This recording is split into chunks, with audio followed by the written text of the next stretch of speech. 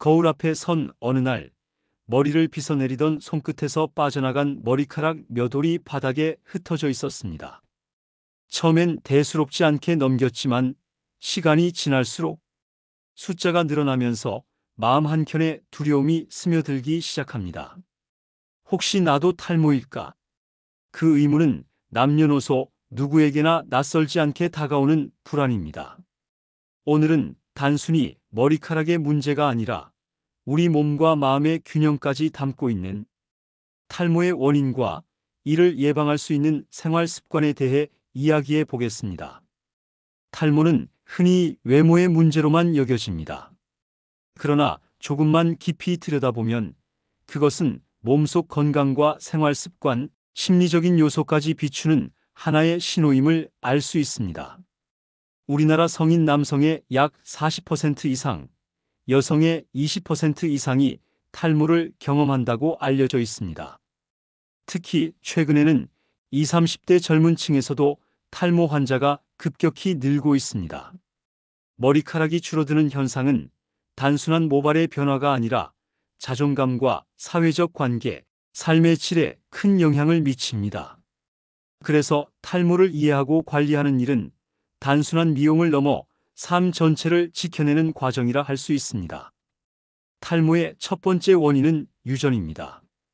남성형 탈모의 경우 디하이드로테스토스테론이라는 호르몬이 모낭을 위축시켜 머리카락이 점점 가늘고 짧아지도록 만듭니다. 시간이 흐르면 결국 머리카락이 자라지 못하게 되죠. 여성에게는 호르몬의 변화가 큰 원인으로 작용합니다. 임신과 출산, 그리고 폐경기에 접어드는 시기에 호르몬 균형이 흔들리면 머리카락이 약해지고 빠지기도 합니다. 스트레스도 빼놓을 수 없습니다. 큰 시험을 앞두거나 직장에서의 압박이 심해질 때 머리숱이 급격히 줄어드는 경험담은 낯설지 않습니다. 이는 스트레스가 혈류를 떨어뜨리고 머리카락의 성장기를 단축시키기 때문입니다. 또 하나 중요한 원인은 영양 부족입니다. 머리카락은 단백질로 이루어져 있는데 충분한 단백질 섭취가 없으면 쉽게 끊어지고 힘을 잃습니다. 철분이나 아연, 비오틴이 부족하면 모발 합성이 제대로 되지 않아 머리카락이 쉽게 빠지게 됩니다. 잘못된 생활 습관도 문제를 악화시킵니다. 지나친 염색이나 펌, 뜨거운 바람의 드라이어, 음주와 흡연은 두피 환경을 망가뜨려 탈모를 가속화합니다. 서울에서 직장 생활을 하는 34세 민수 씨는 20대 후반부터 정수리가 점점 드러나기 시작했습니다. 처음에는 대수롭지 않게 넘겼지만 어느 날 동창 모임에서 너 머리 많이 빠졌다라는 농담을 듣고는 큰 충격을 받았습니다. 그때부터 그는 모자를 쓰기 시작했고 사람들 앞에서 웃는 일조차 줄어들었습니다. 결국 병원을 찾은 민수 씨는 남성형 탈모 초기라는 진단을 받았습니다. 하지만 다행히도 생활 습관을 교정하고 적절한 치료를 병행하면 회복이 가능하다는 희망을 얻었습니다. 그는 기름진 음식을 줄이고 운동을 시작했으며 스트레스 해소를 위해 주말마다 산을 올랐습니다. 6개월이 흐른 뒤 그의 머리카락은 조금씩 힘을 되찾기 시작했습니다. 무엇보다 중요한 것은 잃었던 자신감을 회복했다는 사실이었습니다. 머리카락만이 아니라 삶의 태도까지 바뀐 것이죠. 이 이야기가 전해주는 교훈은 분명합니다. 탈모는 피할 수 없는 운명이 아니라 관리와 노력을 통해 충분히 바꿀 수 있는 하나의 과정이라는 것입니다. 예방의 첫걸음은 식습관입니다. 머리카락을 단단하게 지탱하는 단백질은 계란, 두부, 닭가슴살 같은 음식에서 얻을 수 있습니다. 철분은 시금치와 콩, 적색 육류에서 섭취할 수 있고 아연은 굴과 호박씨, 해바라기씨에서 얻을 수 있습니다. 머리카락 건강에 중요한 비오틴은 달걀 노른자와 아몬드에 풍부합니다.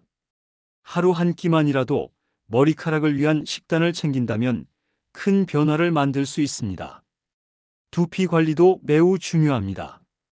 샴푸는 저자극성 제품을 사용하고 하루 한 번 저녁에 감는 것이 좋습니다.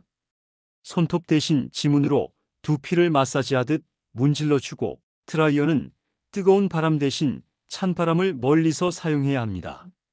생활의 리듬도 탈모에 영향을 줍니다. 수면이 부족하면 호르몬 균형이 깨져 머리카락의 성장에 악영향을 줍니다. 하루 7시간 이상 숙면을 유지하는 것이 필요합니다. 또한 규칙적인 운동은 두피 혈류를 개선해 머리카락에 필요한 영양분을 전달하는 데 도움을 줍니다. 스트레스 관리 역시 빠질 수 없습니다. 명상이나 요가 혹은 단순한 산책조차 마음을 가볍게 만들어줍니다. 무엇보다 중요한 것은 스스로를 있는 그대로 받아들이는 태도입니다.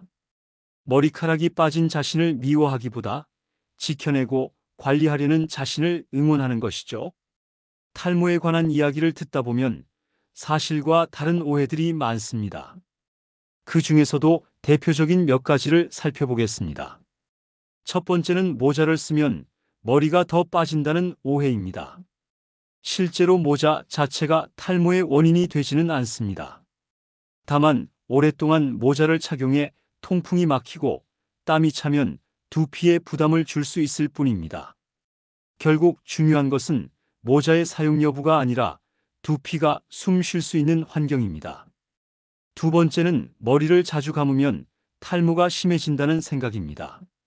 머리를 감을 때 빠지는 머리카락은 이미 빠질 예정이던 모발일 뿐입니다. 두피를 청결하게 유지하는 습관은 오히려 모낭을 건강하게 지켜주고 새로운 머리카락이 자라날 수 있는 토대를 마련해 줍니다. 마지막은 탈모가 전적으로 유전 때문이라는 단정입니다. 유전이 중요한 요인임은 분명하지만 그것이 전부는 아닙니다. 식습관, 수면, 스트레스, 생활 습관이 모두 모여 탈모의 진행 속도를 늦추거나 앞당깁니다. 탈모는 정해진 운명이 아니라 관리와 습관을 통해 얼마든지 달라질 수 있는 하나의 과정입니다.